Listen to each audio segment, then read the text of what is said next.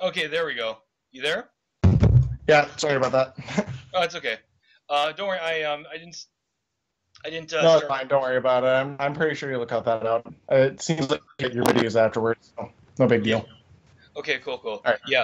All right. So, anyways, continuing on with Brennan Carter of Denying History. The second, I want to ask you about what I find really interesting, though, when it comes up to the question. I don't know if your group has had an opinion about this, about the Nakba, the so-called uh, Palestinian genocide. I know it's a bit of a touchy issue given the Middle East is always on the front cover. What are your thoughts on the Nakba? Because I haven't seen you guys really talk about it. Do you have a particular opinion about it?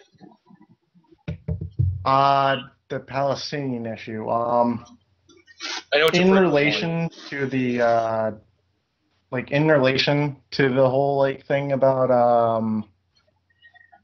the Palestinian issue. Uh, Personally, I don't think there is a Palestinian genocide going on, but I don't think I really have the best understanding to talk by. Um, Mainly, if I was to decide a solution to the Palestinian conflict, I'd probably go the two-state solution, or maybe the one-state solution if we could possibly get along more. I can't really say I support either side, considering that there is reason to support either side. Generally, they'll go oh, Israel's the best industrialized country there, but then you could also argue that the Palestinian state's a bit, oppressed. But I don't know if I really have the reasons to talk about that. Okay, that's fair enough. No, the reason why I brought it up is that I found it actually really interesting that a lot of a lot of organizations that will be against and try to outlaw Holocaust denial, particularly not to beat around the bush, Israeli and Jewish organizations, but often they'll be really against the idea of the Nakba, that is, say, the Palestinian displacement in 1948, as being a genocide, as opposed to simply being the consequence of a war. And I don't know, I just find it interesting that you know uh, certain groups, like I know that the ADL has officially, even mainstream neocon leaning media like the Rebel media that I have in Canada, they've they've been adamant about denying the Nakba as being a genocide, and I just find it interesting that you know uh, these groups would condemn Holocaust revisionism, but like but they would condemn Holocaust revisionism. But if you want to claim that the Nakba wasn't a genocide of the Palestinians, they don't have a problem with that. I just thought it was an interesting observation. Um, about the issue, it's just again I don't know how to comment too much. Okay, that's fair. From my understanding of it all, Jews were going to the Palestine, um, Palestinian lands. There wasn't a Palestine before then. It was probably the Ottoman Empire, of course, as you probably both know. But um, part of it is that they were going in there and would buy out territories from landlords, mainly in uninhabited areas, is where they were later given by the British. But they'd buy out areas of landlords, and then those landlords would kick out Palestinians, and that's where some of the displacement comes from, is what I should say. Okay, fair enough. But yeah. The next one, you're familiar with, and I've seen material about the Armenian genocide denial. You're familiar with that, correct? Some of it, yeah, the basics. I think it's 1.2 Armenians, 1.2 million is what they try to argue, Yeah. based on the 1908 census. It's all really rough cut in memory. Okay. Um, Most of their arguments one of their arguments is that more Muslims died than Armenians, which doesn't matter. They'll talk about executions done by, well, executions in quotation marks, by the Armenian groups, but most Turkish deaths from those groups were generally retaliations against deportations. Um, Most of this stuff is myth making. Turner Akçam, he's a historian from Turkey on the matter, has stated a lot about this. He argues that the general arguments against calling the something memoirs, it's like the orders for the extermination of the Armenian people. He Mm. says that those are forgeries, basic claims that are made by any denial group to get rid of a document. They'll like point out minor flaws that don't really discredit the document, such as like the misspelling of a word. We see that with, for example, Holocaust denial and with Holodomor deniers. Sometimes like Grover Furr will Right. try to discredit documents. For example, he tries to I'm pretty sure you're aware of the torture telegram from Khrushchev's speech that Khrushchev misuses. Uh, More or less, actually manipulates. But he thinks that that document's a forgery and a fake. He says the same thing about the Catton Bears Memorandum from April 1940 and things like that. But there's pretty much nothing really all that new. We have statements from the trials after war, or I think it was in 19. I think it was in 1918 when the trials were going on. None of them denied that the goal was to exterminate the Armenians. Most of the arguments about it is that it was just a deportation program, and that's mainly the reason why they reject it. And they say that these executions that happened and all that didn't apparently equate to genocide. It's usually nothing really all that new from it. yeah, well, one argument I do have against the one thing I do I criticize I'm critical of when people make the argument of, well, the Armenian genocide wasn't, more Kurds or more non-Muslim people died than Armenians, and it's sort of like, okay, right, but you're not disputing the atrocity. You're just disputing who it actually was that got killed. So it's kind of like, not really here or there. Like, okay, it wasn't an Armenian specifically genocide, but it was still a But genocide, right? what Like, what or they usually ignore is they'll say like 2 million Muslims died. What they mostly ignore, I think, at least, is that in the general locations that Armenians were was also the Russian army invading into Turkey, of course. Um, and a lot of these were civilian casualties and not people who were being deported from that area to death camps in Syria and a few other areas in that general area.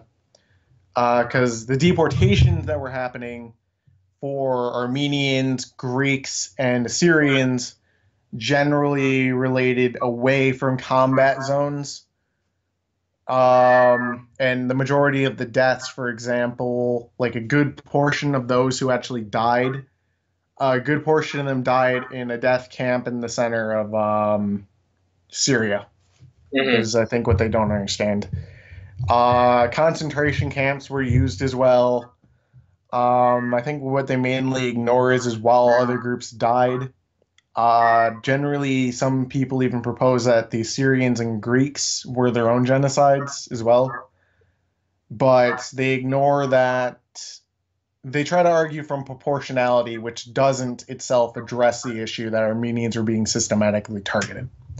Like more Ukrainians died from World War II than Jews, and that's because of mainly Nazi actions in the Ukraine, such as the starvation of Kiev, with the German hunger plan, which attempted to exterminate about 35 million people in those areas and then enslave the rest.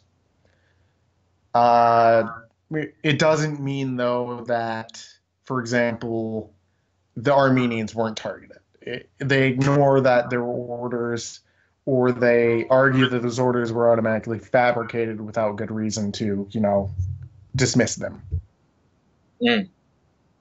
Yeah, it well, yeah, and the thing is, you're right. You made a good comment about proportions. That, to me, as somebody who is open to historical revisionism, that actually doesn't actually address the issue of, like, well, more um more Muslims or non-Armenian peoples died during the Armenian genocide, therefore the genocide didn't happen, or the like, I believe it's called Sputnik, said that, well, technically more more ethnic Russians died in the Holodomor than ethnic Ukrainians, or the more Polish Catholics died in Auschwitz than Jews, but it doesn't actually address the question of, was it genocide.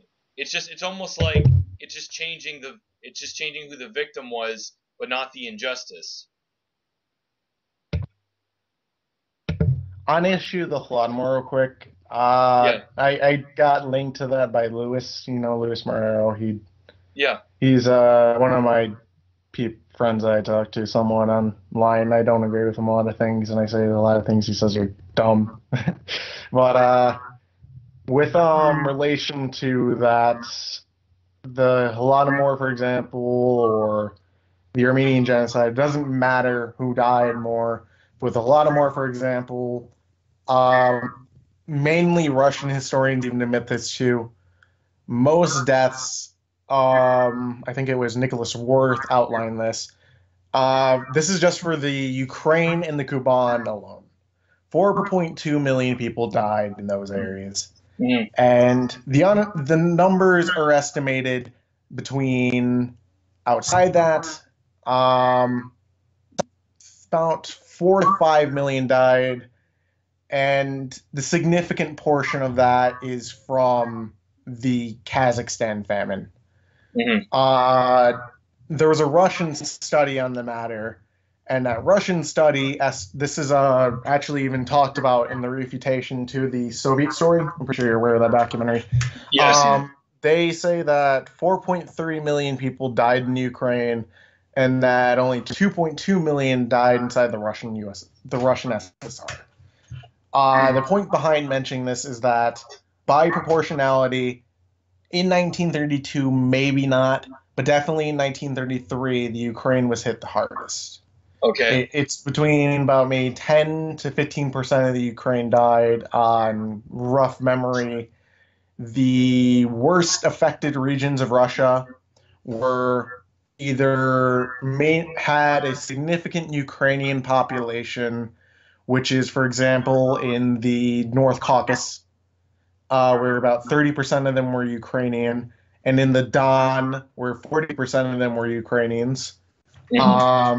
Not saying that the policy was targeted directly towards Ukrainians, but as Terry Martin mentioned in his book, The Affirmative Action, he's actually a whole lot more denier, by the way. He says that there was a connection with Ukrainization on where the famine affected worse. And then the worst part of Russia that had a significant Russian population as well outside the North Caucasus was in the Lower Volga. The reasons why these should be noted is that, unlike the Russian claim that everyone was affected basically about the same, is that in the Ukraine, all districts of the Ukraine were hit really hard. All of Ukraine was hit bad. It's possible that up to 20% of the entire Ukraine died. And the reason why that's important is that, in proportionality, Russia wasn't hit all out. The famine supposedly stretched from the Ukraine all the way out to Siberia.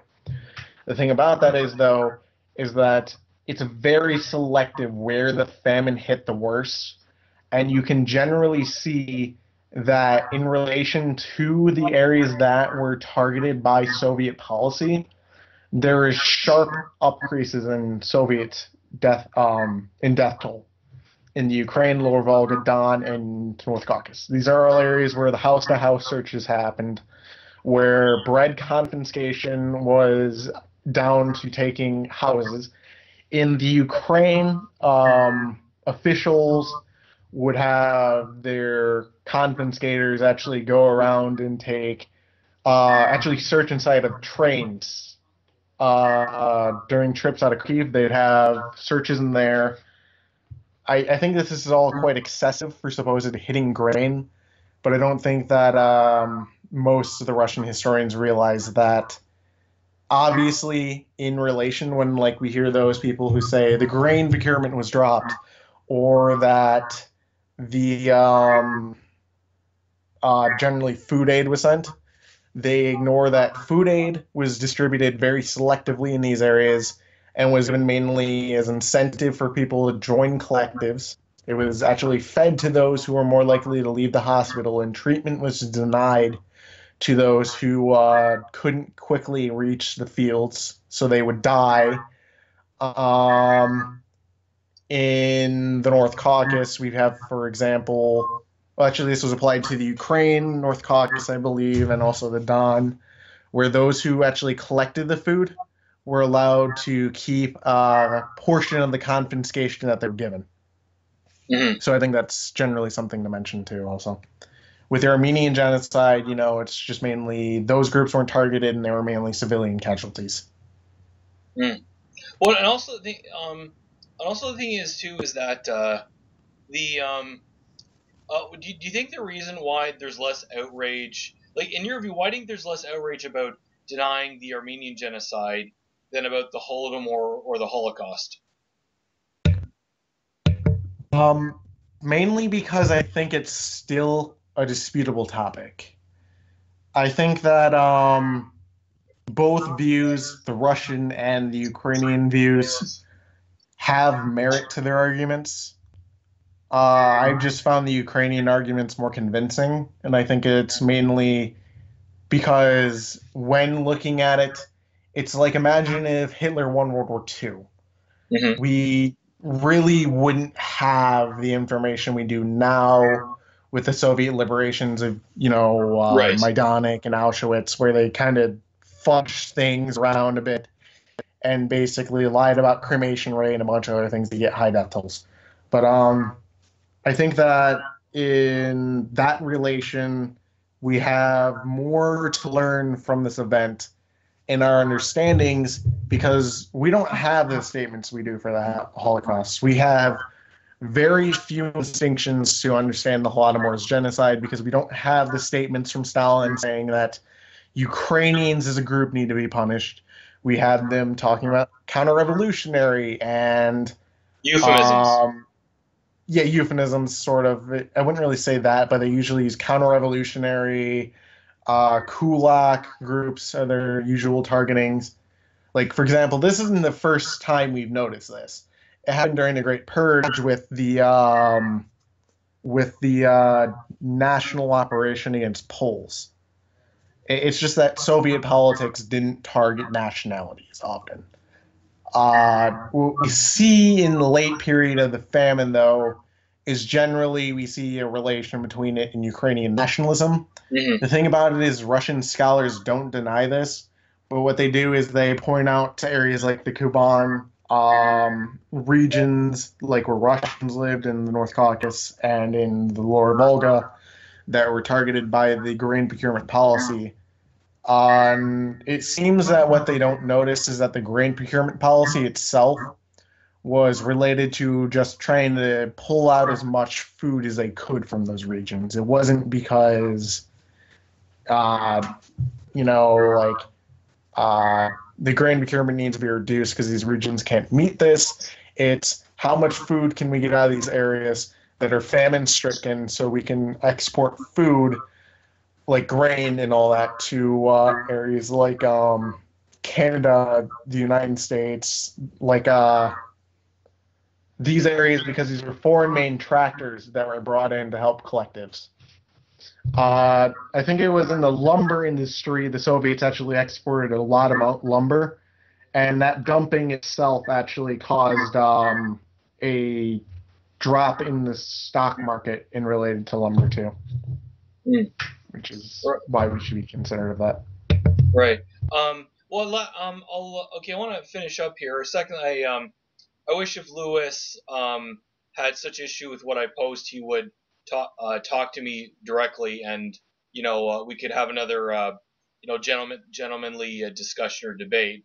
Well, even though I've invited him on my show a few times, but anyways, Lewis, if you're watching, if you have something you'd like to dispute, I'm more than happy to go on another Skype and we can talk to me face to face. But anyways, I've had a good discussion. I've enjoyed this, and we've been talking to Brennan Carter of the YouTube channel Denying History. If you want to plug in where people can get a hold of your work and your group's work, go ahead. Um, that's good. Do you mind if I re-upload and mirror the video though, if I choose to? What do you mean mirror? What do you mean mirror? Just like create a copy of it? Put it up. Yeah, create a copy of it and put it on the channel. Yeah, as long as you just don't edit what was said and just leave it as is. That's fine. Oh no, I'm not gonna edit anything. I'm just thinking about just cutting out, just splitting it up and just make not like trying to make you look bad or anything. Just meaning like emphasize certain portions that I'd want to upload to the channel, like where I'm discussing the Armenian genocide and things like Oh, that. you mean cut it And up leave, into subjects? yeah, like subjects and leave out, like for example, if I don't want to put the Sinead part, we'll keep out that. I won't make it dishonest or anything. Don't worry about it. Okay, yeah, that'd be awesome. And again, we just give me a heads up and let me know